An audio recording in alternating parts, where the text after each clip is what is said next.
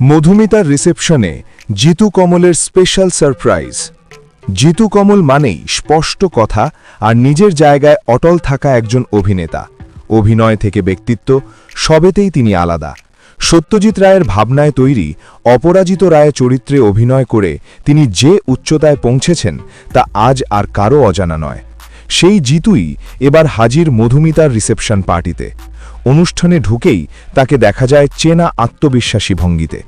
পুরনো পরিচিতদের সঙ্গে গল্প, নতুন দম্পতির জন্য শুভেচ্ছা, সবকিছুতেই ছিল তার স্বাভাবিক সাবলীলতা। এরপরই আসে সেই মুহূর্ত যেটা নজর কাড়ে সবার। জিতু কমল মধুমিতার জন্য এনেছিলেন একটি দামি ব্র্যান্ডের পারফিউম। সঙ্গে ছিল আরও একটি সুন্দরভাবে বক্সে মোড়ানো উপহার। পারফিউমের প্যাকেট দেখেই বোঝা যায় এটি সাধারণ কিছু নয়। নতুন জীবনের শুরুতে এই সুগন্ধি উপহার যেন মধুমিতার জন্য এক স্মরণীয় সারপ্রাইজ।